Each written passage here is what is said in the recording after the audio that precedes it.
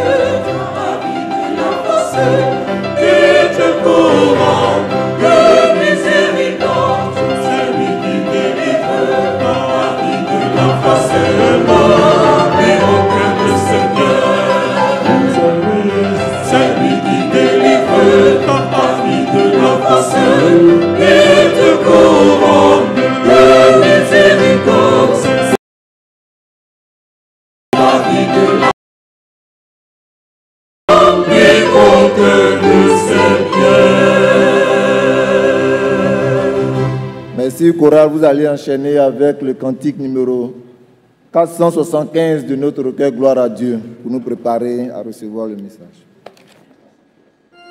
Assemblée, nous allons accompagner la chorale en étant levés.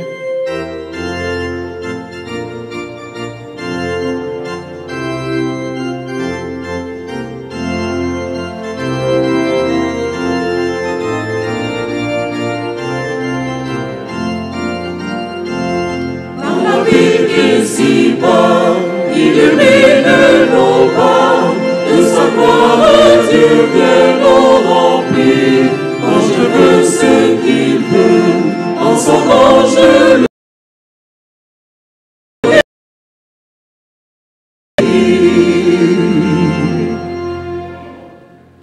veux-tu la liberté, le bonheur, la santé, de ton seul soin de le servir?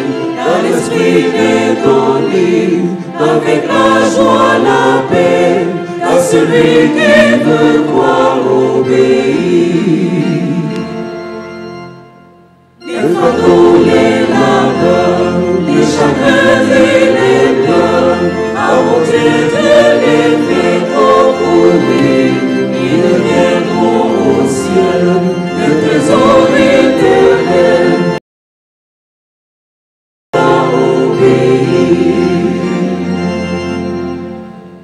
Nous pouvons dépasser nos incapacités, au dessein éternel nous ouvrir de nouveaux horizons, une vaste moisson, simplement il faut croire obéir.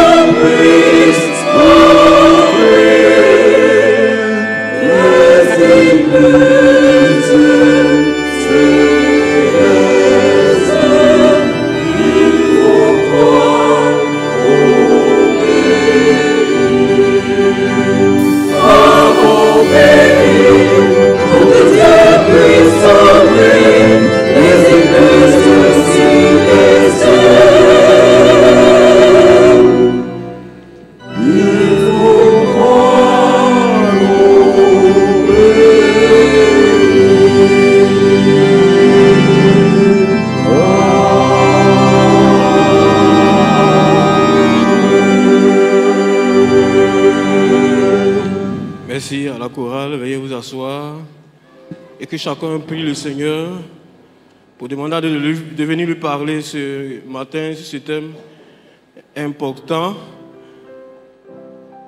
le sectarisme chrétien.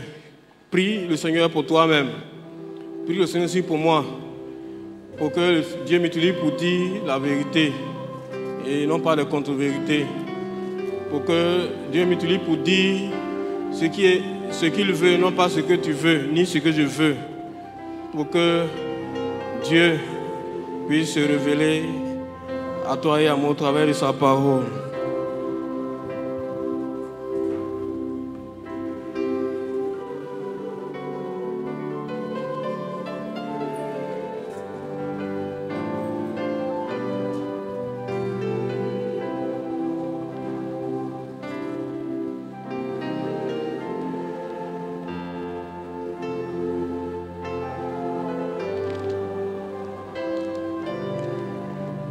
Seigneur, merci.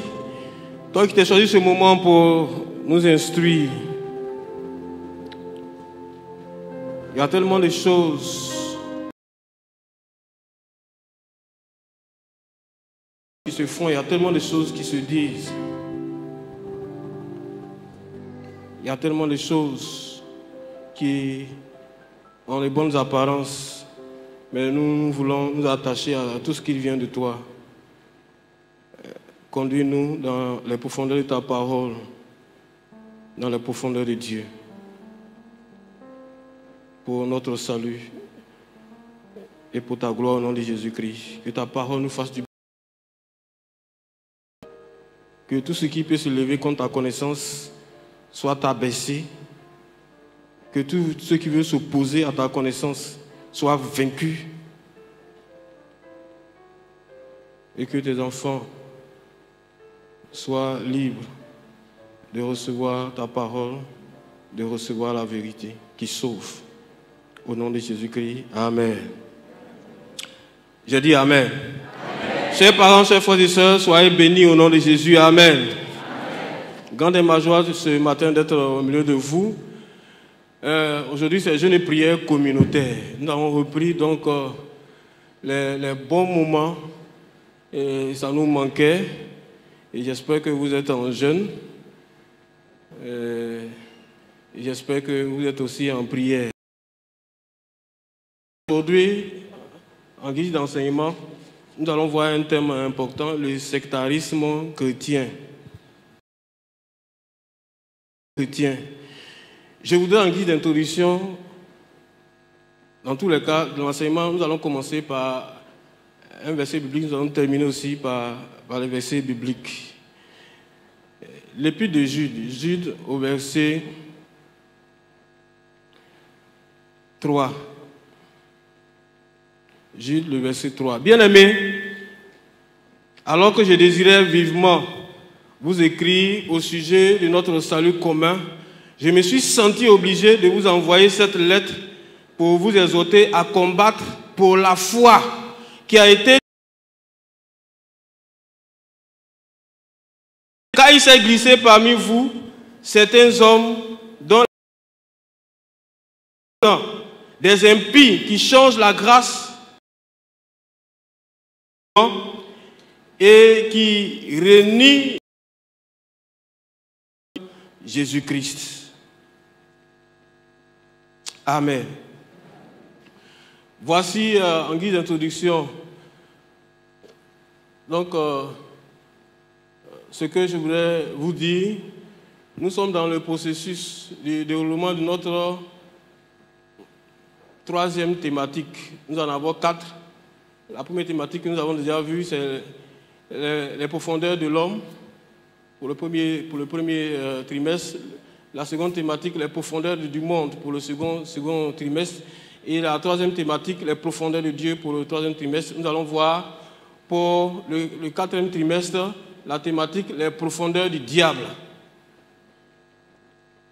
Nous avons introduit donc la et aujourd'hui, il s'agit de voir donc le sectarisme chrétien. Comment est-ce que nous en sommes arrivés là? Très rapidement, nous avons dit dans l'introduction de la troisième thématique que pour connaître Dieu, pour comprendre la seule issue, la seule condition, c'est d'être conduit par l'Esprit de Dieu. Si quelqu'un n'est pas conduit par l'Esprit de Dieu, si quelqu'un n'a pas l'Esprit de Dieu, il va se fouvoyer, il va se tromper. Même s'il fait 20 ans, 50 ans de théologie, il va dire des inepties. Il va raconter sa vie. Nous l'avons vu que la Bible dit que de même que c'est par l'Esprit de l'homme que l'homme connaît les choses sur lui, de même c'est par l'Esprit de Dieu qu'on connaît les choses sur Dieu. Si quelqu'un n'a pas le Saint-Esprit, quel que soit son degré de sagesse, quel que soit son degré d'instruction, d'ailleurs, la plupart des hérésies viennent des érudits. Donc, quel que soit ton degré de spiritualité, si tu n'as pas l'Esprit Saint, si tu es élevé spirituellement, si tu n'as pas l'Esprit Saint, c'est que c'est un mauvais esprit qui te conduit. Donc, tu ne peux pas connaître Dieu. Dieu est tellement vaste, il est tellement profond, il est tellement mystérieux.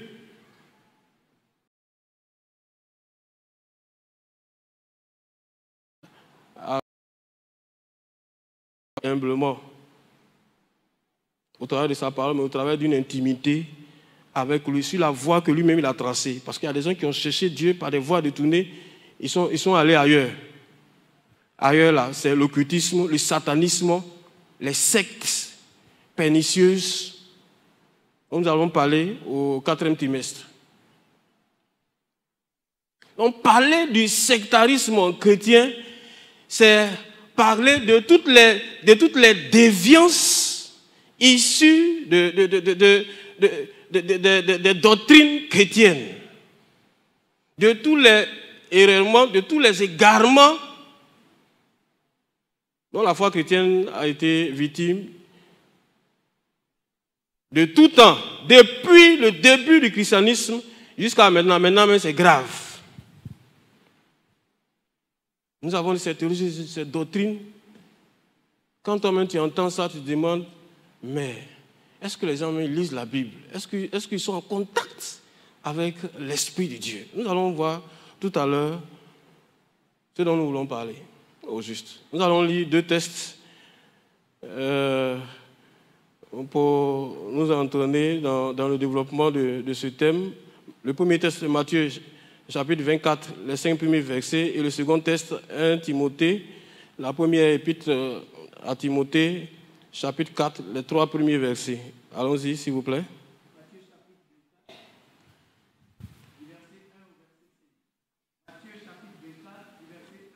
Verset 5, nous lisons. Comme Jésus s'en allait au sortir du temple, ses disciples s'approchaient pour lui en faire remarquer les constructions. Mais il leur dit, « Voyez-vous tout cela? Je vous le dis en vérité, il ne restera pas ici pierre sur pierre qui ne soit renversé. » Il s'assit sur la montagne des Oliviers. Et les disciples vinrent en particulier lui faire cette question. « Dis-nous, quand cela arrivera-t-il? Et quel sera le signe de ton avènement et de la fin du monde? » Jésus leur répondit, « Prenez garde que personne ne vous séduise. Car plusieurs viendront sous mon nom disant, « C'est moi qui suis le Christ. » Et ils séduiront beaucoup de gens. Amen. 1 Timothée, chapitre 4, du verset 1 au verset 3. Mais l'Esprit dit expressément que dans les derniers temps, quelques-uns abandonneront la foi pour s'attacher à des esprits séducteurs et à des doctrines de démons par l'hypocrisie de faux docteurs portant la marque de la flétrissure dans leur propre conscience, prescrivant de ne pas se marier et de s'abstenir d'aliments que Dieu a créés pour qu'ils soient pris avec des actions de grâce par ceux qui sont fidèles et qui ont connu la vérité. Amen. Amen. Bien aimé, le sectarisme, on peut le dire, l'apanage des hommes. Le sectarisme, on ne va pas emprunter les sentiers définitionnels traditionnels. On va pas aller dans les encyclopédies etc. Une secte, c'est un groupe de personnes, un groupe dissident de personnes qui prennent le chemin de direction écarté du chemin de la vérité. Voilà. Donc, c'est leur visée, c'est l'exploitation des adeptes au profit d'un ou de plusieurs leaders qu'on appelle communément des gourous. C'est ça une secte pour nous. C'est-à-dire des gens qui se sont séparés d'une communauté sur une base d'erreurs doctrinales ou théologiques et qui appelle gourou. Les causes des sectes sont multiformes, mais la cause principale, comme je le disais dans mes propos préliminaires, c'est l'erreur sur la personne de Dieu, ou bien alors la méconnaissance de Dieu. C'est tout ça. Et cette méconnaissance procède du fait que les gens, dans leur recherche de Dieu, ne sont pas mis sous l'autorité du Saint-Esprit, mais eux-mêmes, ils ont cherché Dieu par leurs propres moyens, par leur propre intelligence, par leur propre sagesse, par leur propre connaissance, par leur propre volonté. Donc, ils se sont trompés de bonne foi. Et puis, ils ont trompé les autres de bonne foi. Ou alors, ils se sont trompés. Enfin, ils savent qu'ils sont dans l'erreur. Mais ils ont choisi quand même cette voie-là parce qu'ils tirent un profit dedans. Il y a des gens qui sont dans les sectes qui connaissent la vérité, hein, mais ce n'est pas ça qui les dérange. Parce qu'ils veulent tirer profit de cela.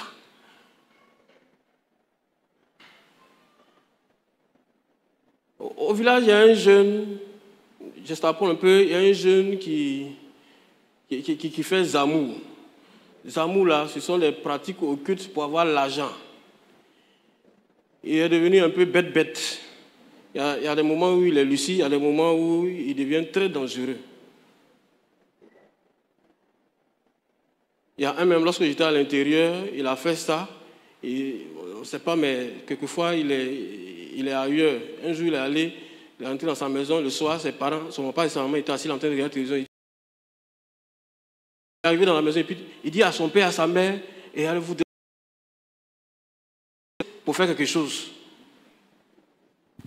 Donc, le jeune du village, on lui dit, mais dans ce monde de publicité, pourquoi tu es allé faire ça? Il dit, il préfère être riche et puis aller en enfer plutôt que d'être tout son temps pauvre. Il a choisi et il a eu ce qu'il a choisi. Donc, il y a des gens volontairement qui savent qu'ils sont dans l'erreur. Mais ils sont dedans, ils maintiennent les gens dedans. Parce qu'ils ont un profit dedans. Soit c'est pour les gains sordides. Vous voyez l'image qui est sur le dépliant. Ils adorent le gourou, ils adorent le leader. Mais c'est l'argent. Généralement, c'est soit l'argent, soit le pouvoir. C'est comme les gens qui vont chercher, qui vont faire Zamou, qui vont chercher la puissance dans des pratiques occultes pour venir faire des miracles. En fait, c'est la magie pour pouvoir ensorceler les fidèles. Nous allons revenir tout à l'heure.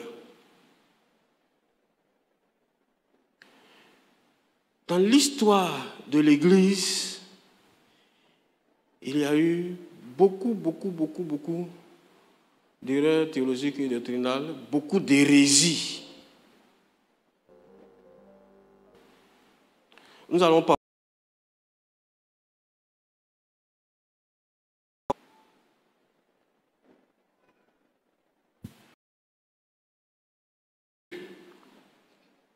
dans les premières heures du christianisme,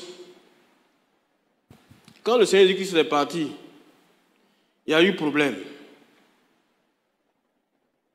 Il y a eu problème. Si vous lisez bien la Bible,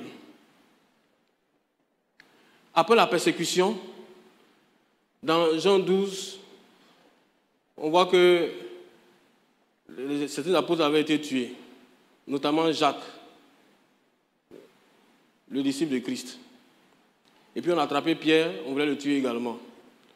Et après donc que Pierre soit parti, l'Église a été...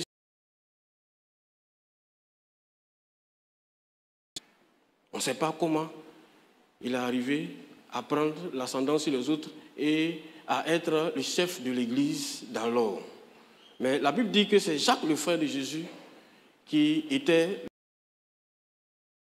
pas ça le problème. Le problème, c'est que les gens ont été dispersés. Et donc, les chrétiens sont allés évangéliser les païens. Ils sont allés évangéliser les païens. Il y a eu donc deux groupes. Il y a les judéo-chrétiens, c'est-à-dire les chrétiens issus du judaïsme, les juifs qui sont convertis au christianisme, et puis il y a les pagano-chrétiens, les païens convertis au christianisme. Il y avait problème. Les juifs ne voulaient pas, les judéo-chrétiens ne voulaient pas sentir les pagano-chrétiens. Lorsque vous lisez Acte 6, vous voyez qu'il y avait une discrimination qui a été faite au sujet des veuves pagano-chrétiennes par rapport aux veuves judéo-chrétiennes. J'emploie ces expressions pour que vous compreniez bien. C'est pas parce que les gens ils ont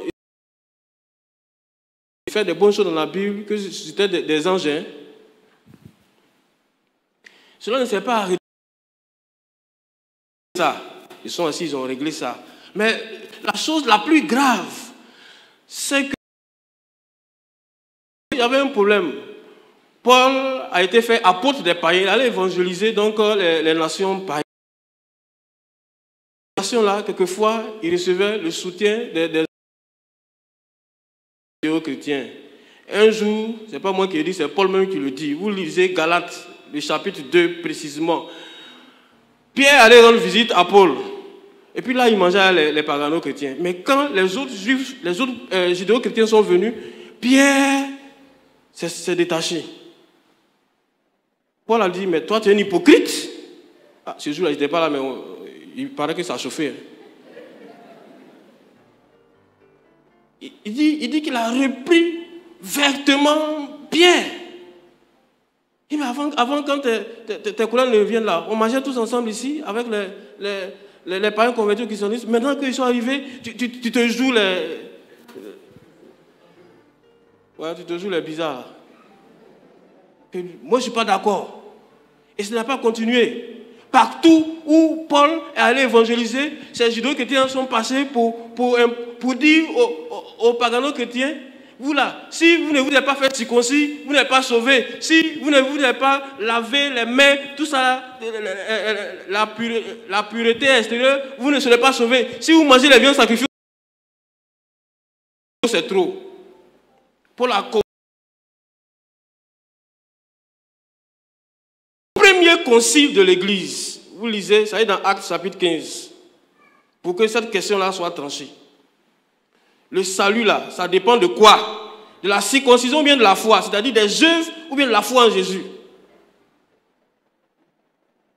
Donc, Paul est allé à Jérusalem pour trancher la question.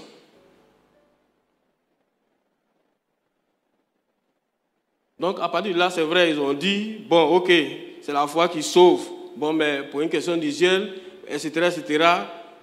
Quand vous allez lire, le temps nous manque, on peut pas, je ne vais pas donner la lecture. Arrivez à la maison, vous lisez Actes 15, 14 et puis 15.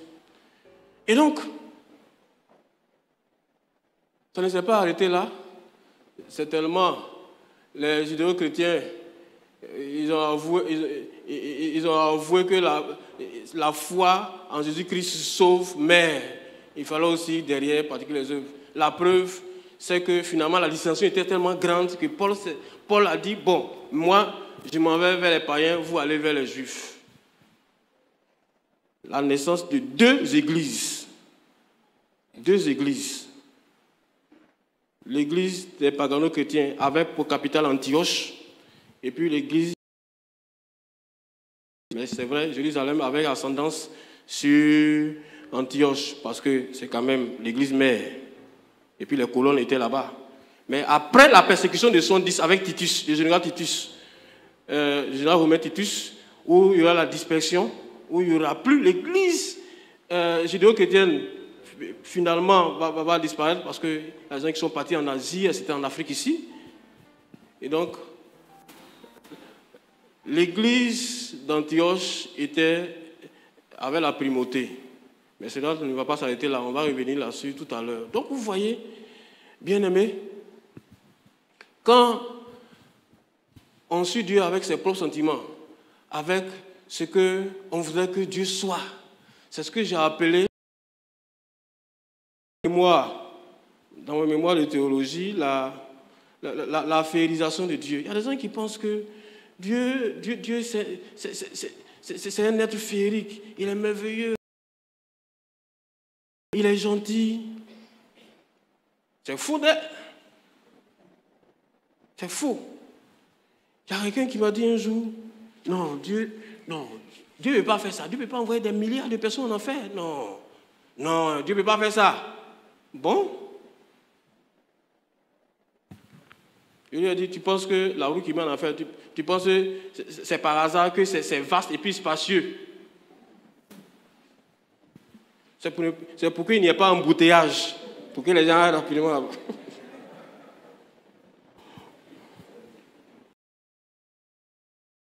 C'est Christ lui-même qui a dit ça.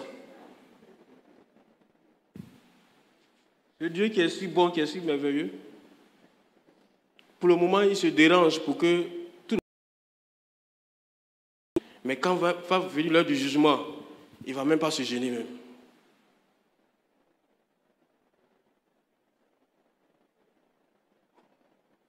Et ce fait-là, il y a eu tout un processus qui a mis en mal l'Église, qui a défiguré l'Église.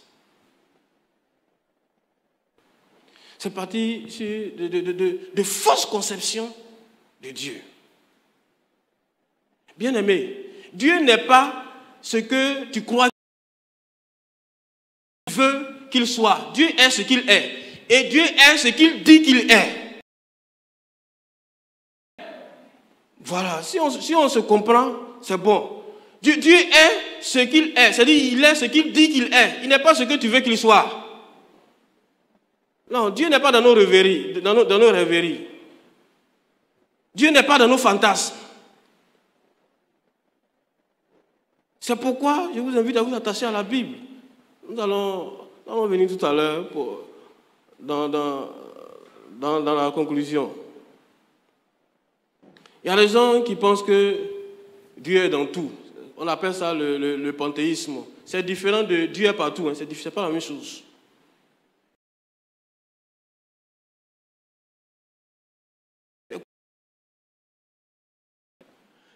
Pourquoi ce dogme-là est dangereux? Parce que cela dédouane l'homme et puis cela culpabilise Dieu. C'est-à-dire l'homme est innocent et puis Dieu est condamné.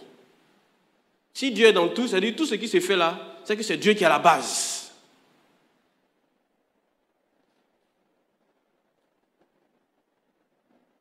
Dieu est partout, mais il n'est pas dans tout.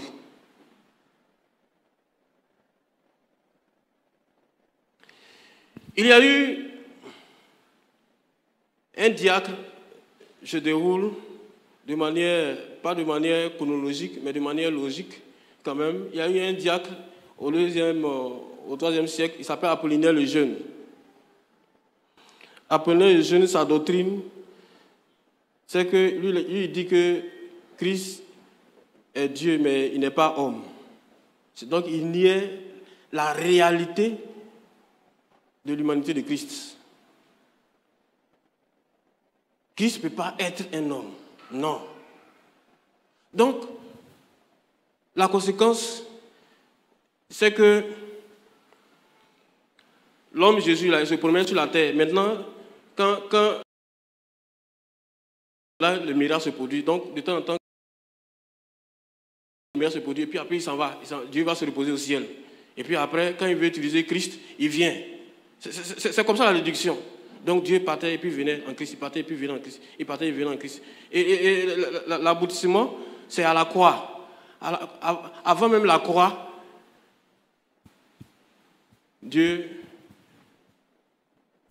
est sorti de Christ et puis il est parti. C'est pourquoi Jésus a crié, Élie, Élie, lama sabachthani, mon Dieu, pourquoi m'as-tu abandonné?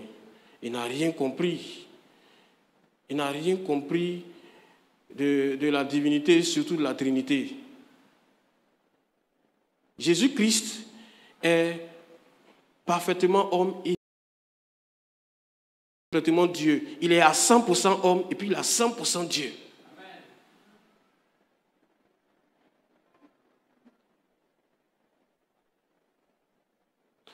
A commencer par la conception virginale, par le processus de l'incarnation, jusqu'à sa glorification, c'est-à-dire à sa résurrection. Il est en même temps Dieu et en même temps homme. Il y a un autre théologien qui va se lever, Arius, arianisme. Bon, lui, voici son affaire. Il dit que Christ n'est pas Dieu. Christ est le Fils de Dieu. Un enfant n'est pas égal de son père. Où vous avez vu ça? Ça, c'est un raisonnement humain. Il conçoit Dieu avec sa pensée humaine. Il utilise l'anthropomorphisme pour pouvoir appréhender Dieu. Dieu n'est pas un homme.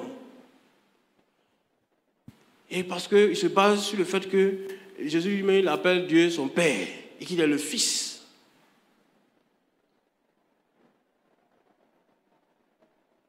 Il n'a rien compris à la vérité de l'incarnation et à la vérité de la Trinité. Il y a des thèmes sur lesquels je ne vais pas revenir parce que j'ai parlé de ça il y a longtemps. Donc je vais vous référer à ça puisque nous n'avons pas le temps. Donc, Jésus n'est pas l'égal de Dieu.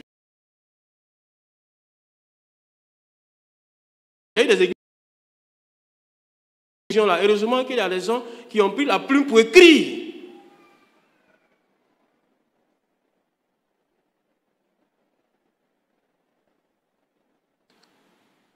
Jésus est l'égal de Dieu. Colossiens dit, en lui habite pleinement, en lui habite corporellement toute la plénitude de Dieu. Toute la plénitude de Dieu. C'est-à-dire, il n'est pas Dieu à 99%, il est Dieu à 100%.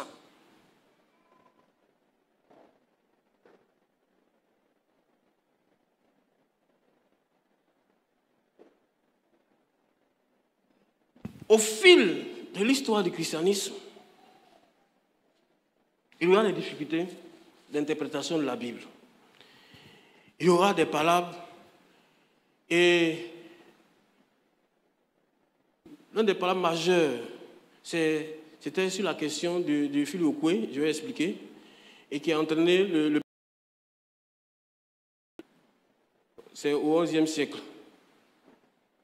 Il s'agissait de quoi? Les gens disent que entre Dieu le Père et puis Dieu le Fils, qui a envoyé le Saint-Esprit? D'autres disent non, c'est le Père. D'autres disent non, c'est le Fils. D'autres disent c'est le Deux. D'autres disent non, le Fils ne peut pas envoyer le Père. Voilà, par là. Est-ce que ça, on peut faire? De vous à moi, est-ce qu'on doit faire par là pour ça? Hein? Est-ce qu'on doit faire par là pour ça? Là, ils sont intéressants et puis ils sont dangereux en même temps. Moi, j'essaie de vous expliquer leurs pensées. Je suis comme vous. La question du filioque, ça met en relief la question du rapport de Christ à Dieu. C'est-à-dire, en définitive, est-ce que Christ est l'égal de Dieu?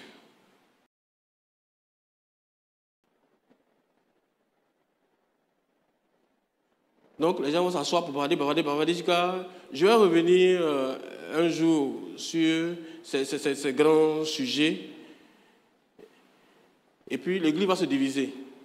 Il y aura donc l'église occidentale et puis l'église orientale. L'église occidentale va dire non, ils ne sont pas d'accord. L'église occidentale dit non. Le Saint-Esprit procède du Fils. Et donc par la suite, on va formuler, on va enrichir les dogmes.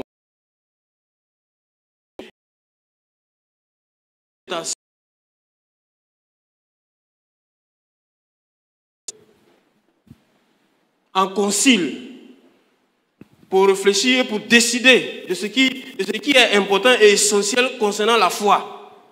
Donc les conciles sont des réponses aux hérésies. Nous allons venir à ça tout à l'heure également. De nos jours encore, l'Église est en but à des hérésies. L'Église est en but à des déviances. Et on voit l'Église s'émietter, la constitution des sectes.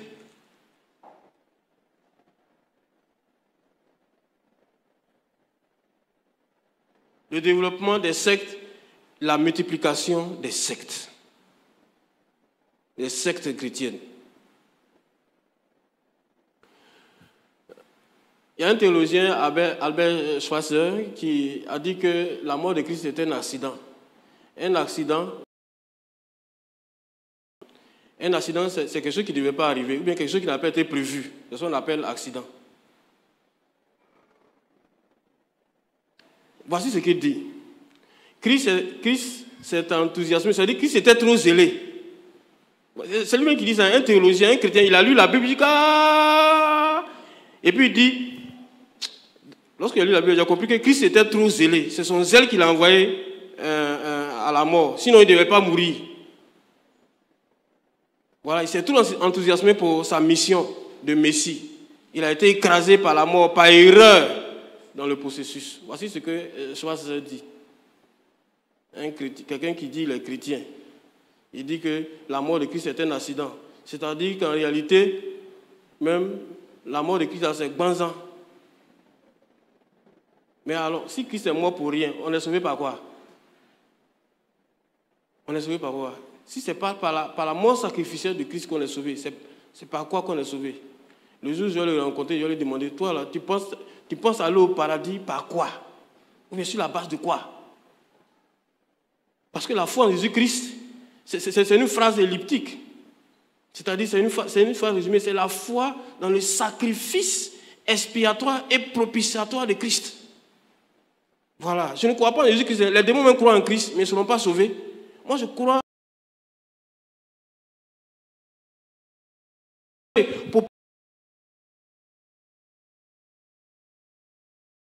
pardon, Seigneur, que je sois sauvé. Si Christ n'est pas mort, ma foi est vaine. Si Christ est mort pour rien, ma foi aussi ne sert à rien.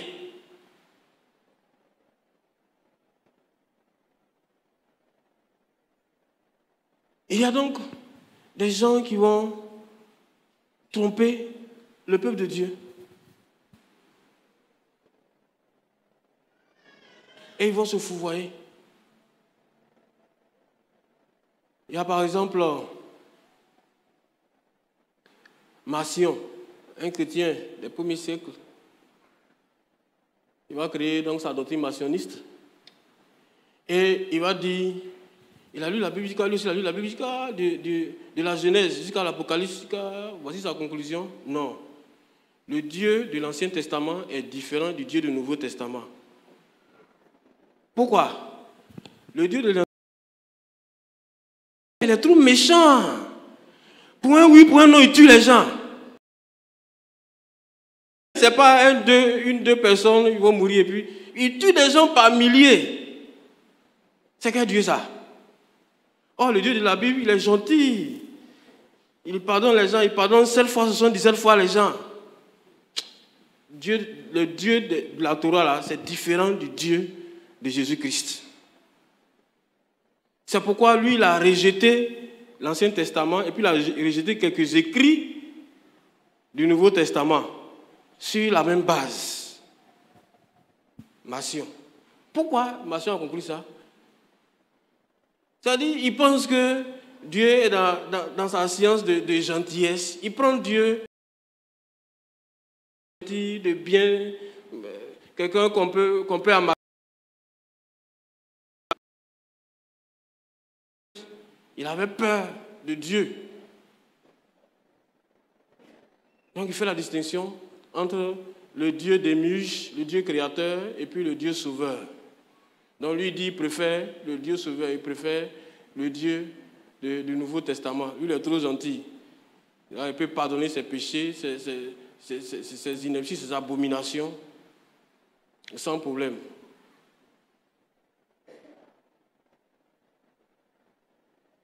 Bon, dans tous les cas, il est mort. Il me demande bien quelle est sa position maintenant qu'il est mort. Il y a longtemps, il est mort. Il a accompli la vérité. J'espère pour lui que ça n'a pas été trop tard, ça n'a pas été avant sa mort. Bien aimé, nous, notre chrétien, notre Bible dit qu'il est réservé aux hommes de mourir une seule fois, après quoi vient le jugement. C'est ce qu'on dit. C'est ce que notre... C'est pourquoi au cimetière, on dit aucune intervention humaine n'est possible. Est-ce qu'on ne dit pas ça? Pourquoi nous, on dit ça? Pourquoi nous, on dit ça?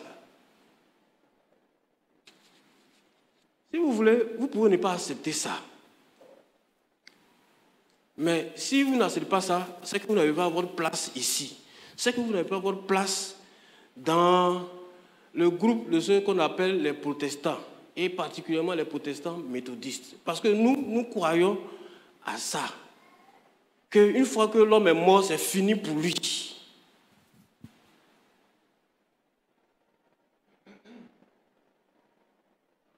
Je vois vos visages un peu tristes. Mais je ne suis pas venu pour vous contenter, je suis venu pour vous dire la vérité. Parce que c'est une question de salut. Bien aimé, moi je suis venu, c'est vrai, mes parents étaient méthodistes, mais j'aurais pu quitter l'église méthodiste si ce qu'on m'a enseigné dans le catéchisme méthodiste là, si ça n'épousait pas mes convictions. J'ai des frères et des sœurs qui ne sont plus méthodistes. Mais moi, je sais que mon salut peut venir par les dogmes édictés par John Wesley.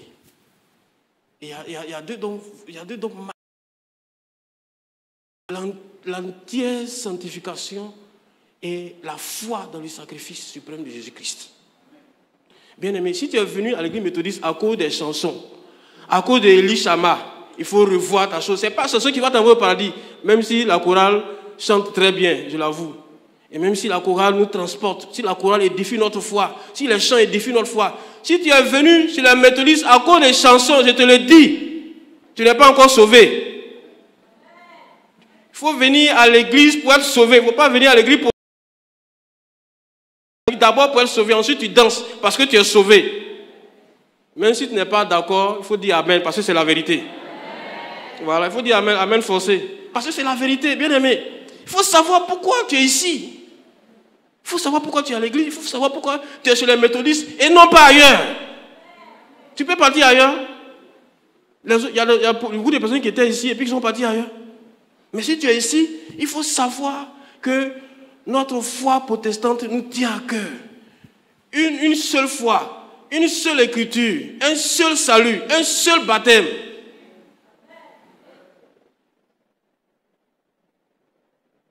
Très important. Les gens certaines personnes se laissent distraire par d'autres chrétiens. Non, il faut aller se plonger, il faut aller faire baptême par immersion. Le baptême par immersion ne sauve pas. Tu lui as dit ça, leur argument, c'est Jésus-Christ s'est fait.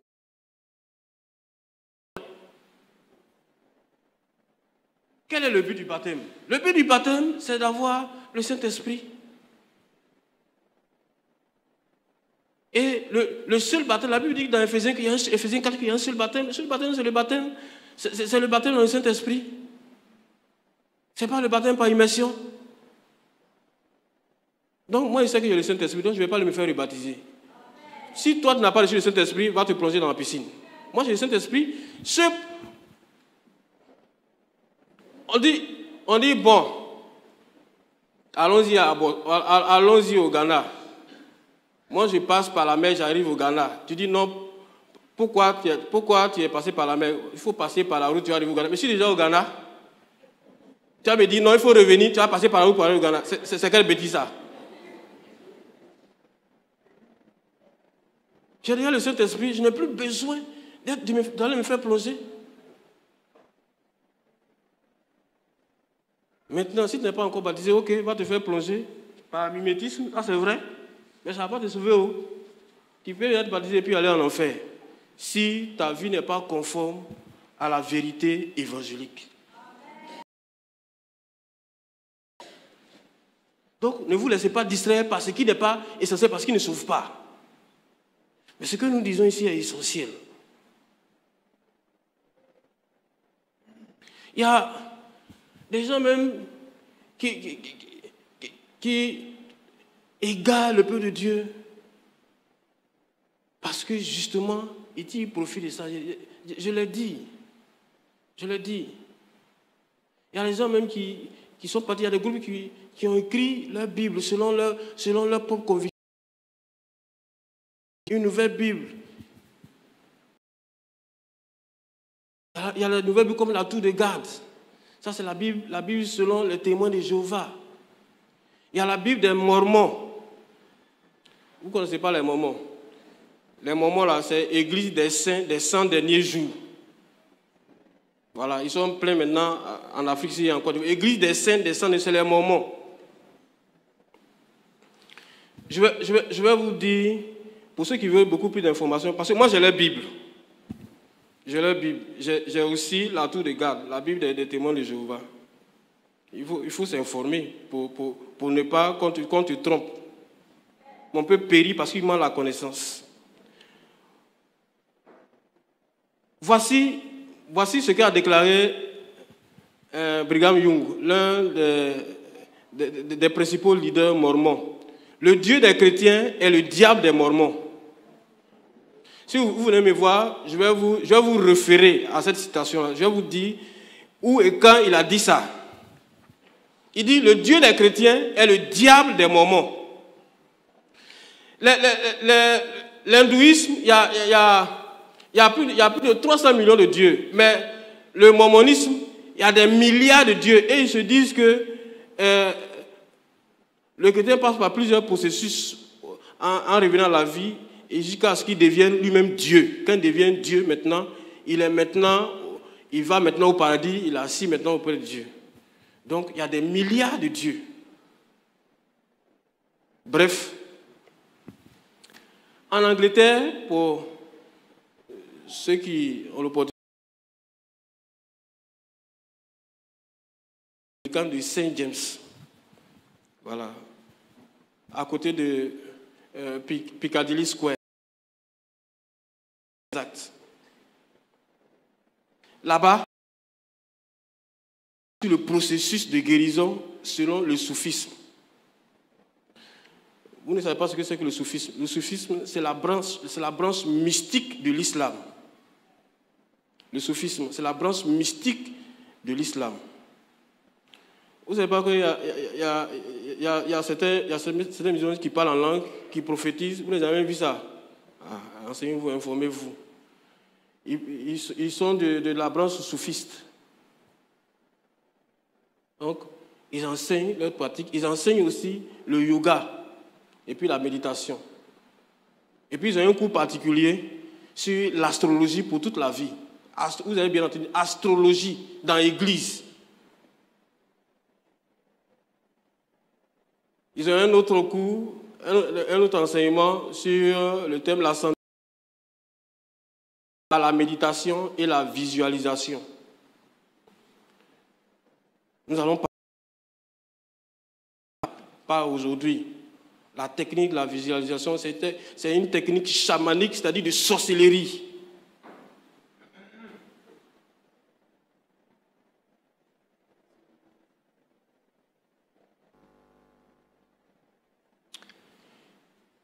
Lisez bien votre Bible je vais vous référer aux enseignements que j'ai donnés pendant le confinement. Pendant le confinement, pendant que vous étiez cachés, nous on travaillait. On n'était pas cachés. Bon, vous n'étiez pas cachés. Vous étiez en train d'intercéder pour nous. On a fait plusieurs enseignements. J'ai parlé de certaines de ces choses-là. Référez-vous donc, vous avez le site là sur le dépliant. Et j'ai dit que les gens sont en train de trafiquer petit à petit la Bible. J'ai donné une seule preuve, il y a beaucoup de preuves, une seule preuve. Dans la Bible, ils ont ôté l'homosexualité dedans. Dans la première lettre aux Corinthiens, Paul a dit que ni les efféminés, ni les homosexuels, etc., n'hériteront du royaume des cieux. Ils ont ôté homosexuels, ils ont ôté ça dedans. Il n'y a pas ça, ils ont mis autre chose.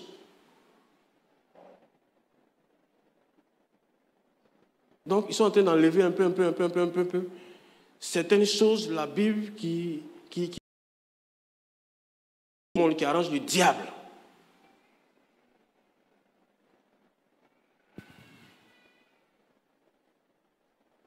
Il y a, dans certaines églises, on utilise la Bible à des usages mystiques. Et particulièrement les psaumes, qu'on appelle finalement la clé des psaumes. Vous savez, je vais vous dire une vérité. Il y a des lois spirituelles. Ça, c'est la vérité. Il y a des lois spirituelles qui régissent l'univers physique et l'univers immatériel ou non visible. C'est Dieu qui a mis ces lois-là. Mais ce qui est intéressant, ce qui ne veut pas qu'on sache, il a gardé ça pour lui. Donc, si tu veux mettre tes yeux là où il ne veut pas là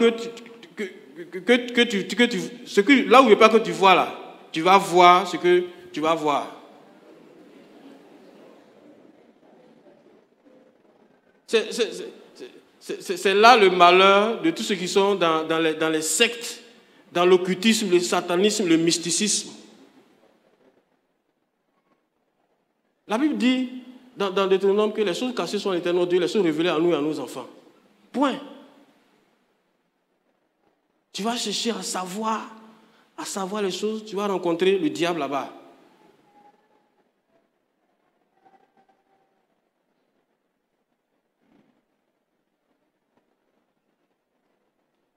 Donc, bien aimé, vous voyez, j'étais au village récemment et puis il y a un de mes cousins pour le cas de funérailles, il y a un de mes cousins qui a marié 3 femmes. Il est venu au village pour le funérailles avec 2 femmes. Un chrétien, un responsable chrétien. Dans son église, on peut marier plusieurs femmes. Donc il est venu avec 2 de ses femmes. Il y avait une à sa gauche et puis une à sa droite.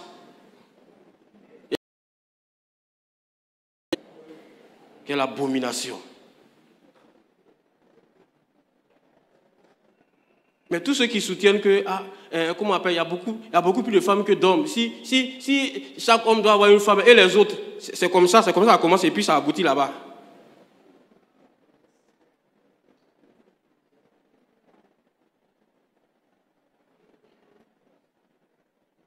Et il y a des gens qui se déversent sur le net en train de propager des hérésies de ce genre et d'autres hérésies.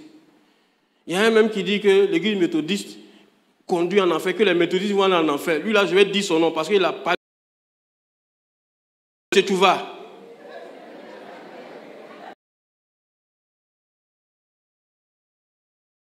Il va en enfer. Bon, moi si je dis que lui il va aller en enfer, il se prend pour dire que oui, on doit marier plusieurs femmes, etc. C'est lui qui fait des conneries comme ça. Avec d'autres églises. Avec d'autres églises. Les églises qui sans nom là.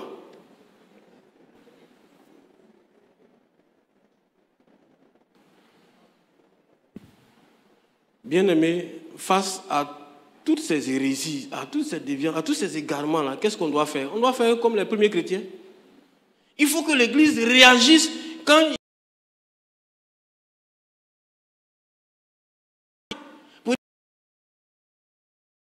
c'est très grave. Parce qu'il s'agit de la foi des gens. Moi, en tout cas, dans cette église-là, si quelqu'un vient prendre la chair et puis il dit des hérésies, il dit des inerties, le dimanche prochain, je reprends ma chair et puis je corrige. Parce que je ne vais pas laisser mes fidèles être empoisonnés, intoxiqués par des faussetés. Dans une église méthodiste, quelqu'un est venu me rendre témoignage, il y a un éminent serviteur de Dieu qui s'est tenu à la chair et qui a dit que lui, s'il a l'occasion, il va payer concours pour que ses enfants travaillent. Il a dit ça du haut de la chair. Il y a des fidèles qui étaient contents et puis il y a d'autres qui ont été scandalisés. Et puis j'ai demandé, c'est un homme de Dieu qui m'a donné ce témoignage, j'ai demandé, mais quelle était la réaction des responsables de l'église? Ils n'ont rien dit. Et il m'a dit comme ça. Vous laissez les gens être troublés dans leur foi. Le jour que j'ai l'occasion d'aller passer dans cette église, je vais corriger ça. Parce que l'église doit réagir face à toutes ces hérésies-là. Nous avons changé le méthodisme parce que nous croyons que ça va nous conduire au paradis, ça va nous apporter ailleurs. Excellence est là, mais nous sommes arrivés à un moment où il faut dire la vérité parce que ce sont les derniers temps. Christ vient bientôt. Nous serons responsables. Nous serons responsables, nous les leaders chrétiens, nous aurons des comptes à rendre à Christ. Donc, c'est pas à cause de quelqu'un, moi je vais aller en enfer. Hein. Je lis la Bible, hein. Moïse n'est pas allé à Canaan à cause du peuple. Ou bien si on veut, moi je suis là-haut. Mais je vais dire la vérité. Je vais dire la vérité parce que je ne veux pas, à cause des fidèles, je ne veux pas aller en enfer. Voilà. Je ne sais pas si ça vous plaît, mais moi, je cherche à sauver ma tête, je cherche à aller au paradis. Il faut que l'église s'assoie au conseil, des conférences, des conseils, pour dire, voici ce qui se passe, voici on a entendu ça. Ou bien alors appeler qui a dit ça en conseil, ou bien en comité des ministères pour lui dire pourquoi tu as dit ça. Et puis on gère la fin. Dans l'église méthodiste, nous sommes assez organisés. On a repris certains prédicateurs, je me souviens. On a repris certains prédicateurs. Et on reprend toujours les gens. Mais c'est tellement dangereux et c'est tellement important que de temps en temps, l'église doit affirmer ses dogmes. Doit confirmer ses dogmes. Parce que nous croyons que c'est par ces éléments de la foi que nous avons le salut. Et non pas autre chose. Mais d'abord, il faut qu'en tant que fidèle, il est l'heure, nous allons terminer, en tant que fidèle, il faut que vous vous attachiez à la Bible. À la vraie Bible. Même si ta Bible est vieille, il faut garder ça. J'ai dit que les gens sont en train de trafiquer la Bible. Je vous ai dit non, peu à peu. Donc gardez vos vieilles Bibles là, même si c'est déchiré, gardez ça. Parce que bientôt vous n'aurez plus la vraie version, la version originale. Gardez toujours vos Bibles, les Bibles numériques là.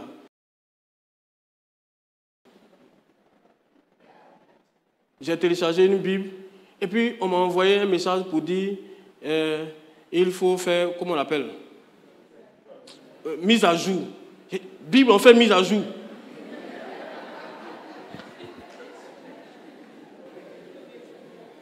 On fait mise à jour dans la Bible.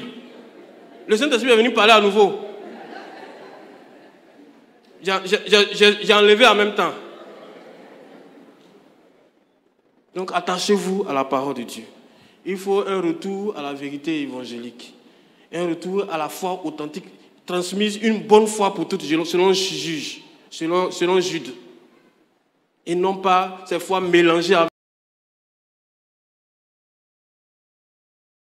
les hommes, avec les rudiments, avec les philosophies. Une foi qui n'est même plus une foi, qui est plusieurs fois. Il faut purger la foi de toutes ces scories. Il faut revenir à la parole du Seigneur. Il faut revenir à la parole du Seigneur. Et puis il faut condamner les hérésies. Il faut condamner les hérésies. L'église méthodiste ne sauve pas. Ça, c'est la vérité. Mais la foi transmise, une bonne foi pour toutes, dans les Saintes Écritures, sauve. On est sauvé par la foi sacrificatoire du Seigneur Jésus-Christ. Et on est sauvé si on persévère dans la sanctification, sans laquelle personne ne verra la face du Seigneur. Ma conclusion, Apocalypse chapitre 2. On peut lire Apocalypse chapitre 2 pour nous, s'il vous plaît. Apocalypse chapitre 2 du verset 19 au verset 23. Je connais tes œuvres, ton amour, ta constance et tes dernières œuvres plus nombreuses que les premières. Mais ce que j'ai contre toi, c'est que tu laisses la femme Jézabel qui se dit prophétesse enseigner et séduire mes serviteurs pour qu'ils se livrent à l'impudicité et qu'ils mangent des viandes sacrifiées aux idoles.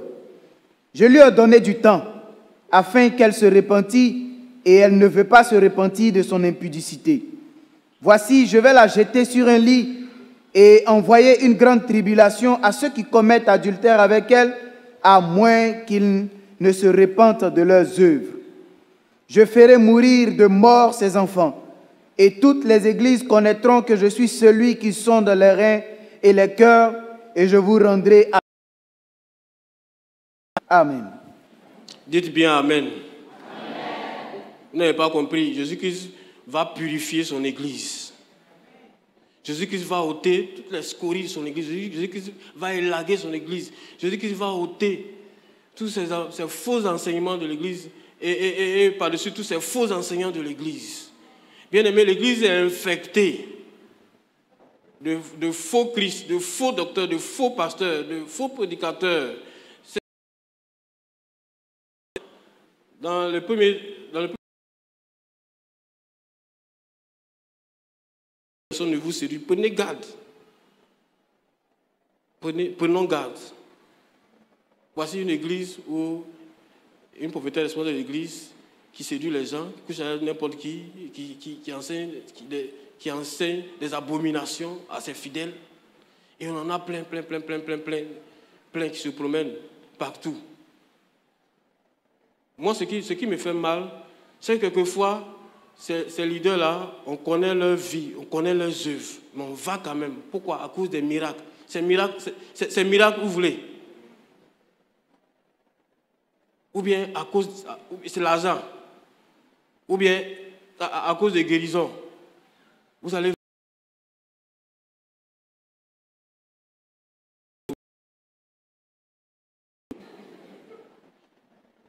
Bien aimés, faisons attention. Que rien ne nous sépare de cet héritage transmis par nos parents. Suivons le Christ, le vrai Christ, parce qu'il y a de faux Christ. Attachons-nous au Seigneur, armons-nous de patience et de persévérance. Si nous devons souffrir, même si nous devons mourir, acceptons de mourir pour aller au paradis et non pas vivre pour aller en enfer. C'est pourquoi le Seigneur Jésus-Christ a dit: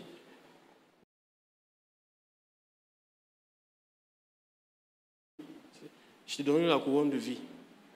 On ne sera pas les premiers chrétiens à mourir pour notre foi. Tous les disciples, tous les apôtres sont morts, sauf Jean, pour leur foi. On les a tous tués ou bien on ne les a pas tués. Est-ce que Dieu était allé en vacances? Mais ils ont accepté de mourir pour aller au paradis, pour ne pas compromettre leur salut, pour ne pas entacher leur foi et pour garder la dignité de l'évangile qu'ils ont reçu une bonne fois pour toutes et qui leur assure donc un salut. Que Dieu vous bénisse, que Dieu nous sauve. Ma prière, c'est de vous voir tous au paradis avec moi.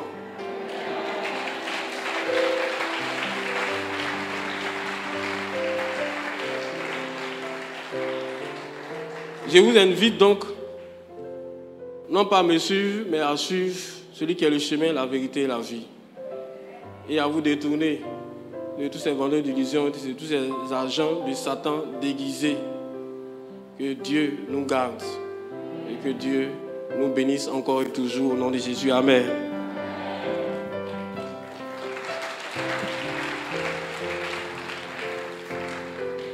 Baissons la tête et méditons ces paroles.